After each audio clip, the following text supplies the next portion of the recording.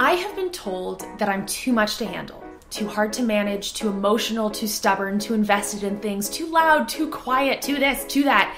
And the truth is, I don't fucking care anymore. On today's episode, I want to talk about how I went about loving myself again, or really for the first time in my life. I have had moments in my life where I did love myself and the life I was living, but the truth is, I was masking then. I wasn't my authentic self, and so the person I loved wasn't me. Hear that again. The person I loved wasn't me. I was instead in love with the facade I was playing and the response I got from others. I was diagnosed with ADHD when I was 22, and so my journey of learning who I truly was didn't start until after that. And the suspicions of autism didn't show up until I was 23. I'm 25 now. So here are the clear steps that I took, now reflecting back on my 2-year journey to loving myself again. Step 1 was very bluntly, feeling like shit. When I got my diagnosis, it wasn't the celebration I thought it was going to be. Instead, I felt worse.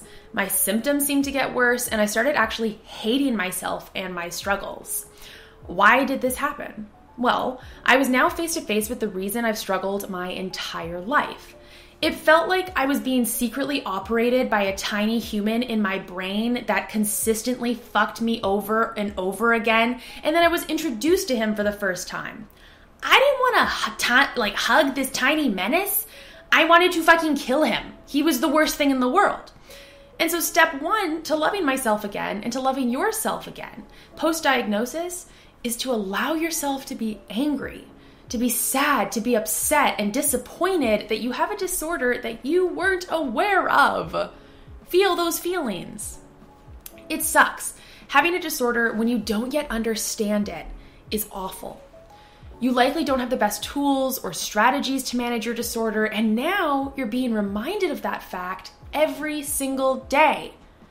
Now, this state can become unproductive very fast. Sitting in these emotions and wallowing in them won't allow you to move forward and start managing your symptoms. So give yourself some grace with these feelings. Feel those feelings. Actively process them instead of passively living in a state of disappointment. So step 2 is to actively process your feelings around your diagnosis, your disorder, and the state your life is in currently versus where you would like it to be in the future. Active processing is exactly what it sounds like. The ADHD person tends to lack the ability to passively process information and create long-lasting change.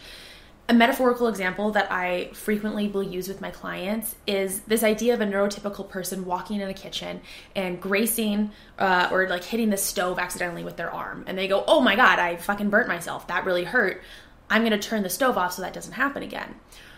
Whereas the ADHDer might be notoriously known for walking into the kitchen, burning themselves on the stove, going, ow, that hurts, walking away. The next day, burning themselves on the stove, going, ow, this hurts, walking away, and doing that over and over again. And it's not until they stop and think, why the fuck do I keep burning myself? And how do I make that stop?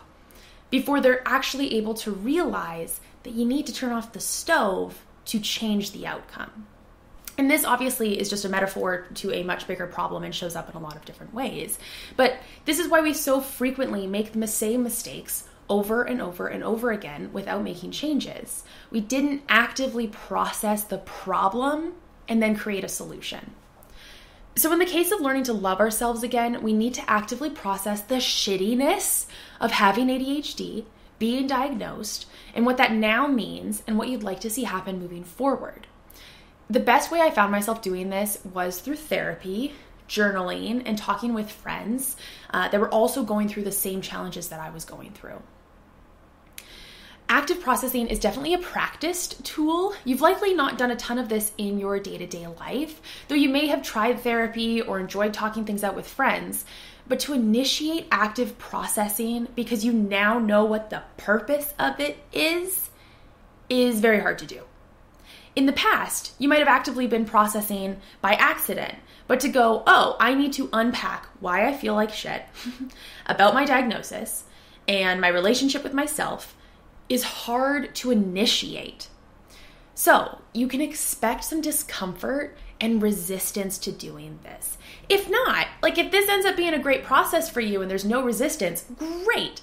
But I would assume that the average person will feel uncomfortable trying this for the first time. I'm a huge advocate for therapy and coaching. Obviously, as an ADHD coach myself, I see huge value in this. So I'd suggest getting in to talk with someone. It doesn't have to be me. Hey, it doesn't have to be me. It can be a therapist. It can be an ADHD coach. It could be a friend. But I think it is important to consider talking through these feelings with somebody. In that time, while you're talking through it, working on grieving your past self and the version of you that could have existed had you had the tools, had you had the strategies, and the support earlier will be important. So consider talking through that. What might have life been like if you had known you had ADHD sooner? What if you were never ignored? What if you were seen as who you were, accepted, and then given support? That's a hard thing to consider. I understand that. And I've done this process and it sucks, but it feels so good once you've gone through it. The next thing, once we feel more at peace with our current diagnosis and state of being, we have given ourselves the opportunity to let go of the past, and now we consider the present and eventually the future. So step 3 in learning how to love yourself is learning to unmask. Unmasking can't be done efficiently and effectively in my eyes until you really have more in that version of yourself that could have existed with, an earlier diagnosis. So once you've done this, once you've done that mourning process, we can start to give ourselves opportunities to safely unmask. It's fairly unrealistic that you'll first start unmasking around other people. You've spent a lifetime pretending, even to yourself. So let's start there. When it comes to unmasking, I'll probably do an entire episode on this, to be totally honest, because it's such a big topic. But my favorite way that I learned who I was behind the mask was through a solitude practice. I put all the distractions, the noise, the pressure of the world aside, and I spent quality time alone. That meant no screens, no texting, no other people, simply time alone. For me, I started doing this with 30 minutes in the evening while I was cooking and eating my dinner, being completely alone in silence a lot of the time. I will say that this was super uncomfortable.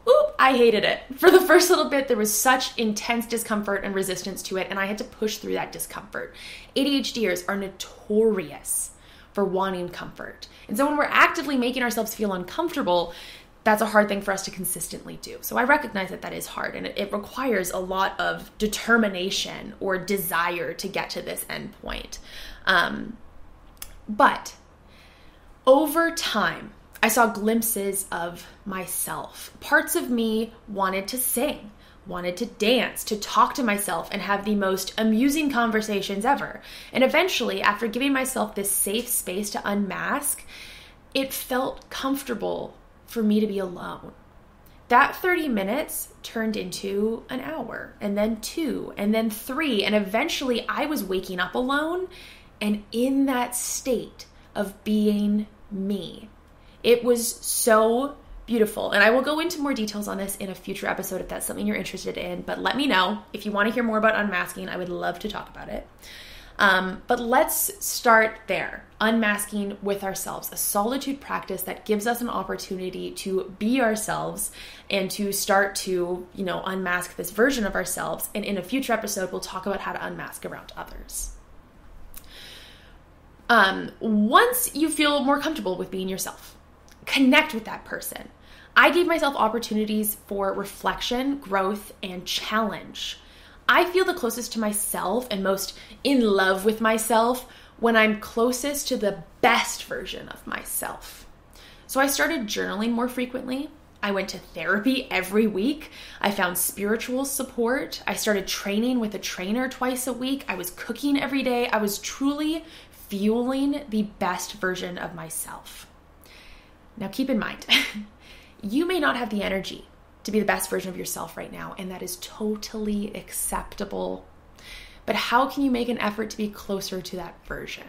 Well, let's start by creating clear expectations of who that version of you is. So step 4 is to create an outline of the best and truest version of yourself. In my unmasking process, I learned that I love to dance and sing and be creative. And so the best version of me does those things every day. I also learned that I have such an immense drive for business. In my extended solitude practices I felt compelled to do work for fun. What? That's crazy. I didn't know I liked to work for fun because I was ignoring it. But because I'm passionate about what I do, I wanted to do it when I was alone. It was amazing. So I wrote out all of these discoveries and I outlined that version of me. I began to make small steps in the direction of that person. One of the main pieces of finding the best and truest version of yourself was to recognize where fulfillment comes in. What things fulfill me and fuel me? Now, I know there's someone listening right now feeling very defeated, but you're listening to step 4. Step 4 is scary when you haven't started step 1. So remind yourself what you need to do to start. Maybe that means ending this episode here, focusing on step 1 and coming back for the rest later. Step 5. Once we've outlined our best and truest version of self through journaling, through talking about it with somebody, and we've started to make progress in that direction and create fulfillment in our lives, now we get physical. I loved my mind far before I loved my body. A lot of this was worked through in therapy and actively processing, but a practice that helped me a ton was pleasuring myself. It was becoming seductive with myself. I created a sensual routine with my body despite not liking it at the time. For a while, this looked like for me being in the shower and trying to interact with every body part that I have. Literally every part. We're talking about knees. We're talking about shoulders, everything, elbows, in a seductive way. I was interacting, touching, feeling myself, and giving my body the gratitude it deserves for carrying me throughout every single day. And I was like touching myself as though I was a lover. I was the person that was like wooing myself. It was amazing. The other physical thing I did for myself was take care of my body. Eating better, sleeping better, drinking more water, and a huge one, working out every single day. I was so proud of myself for the work I was putting into my body and for what I was doing for just me. It felt impossible not to love me. So through taking care of my physical body, I mentally started to feel such a sense of accomplishment and pride that I fell so deeply in love with myself. Those were the feelings that ultimately drove me to love myself so deeply in the way that I do now.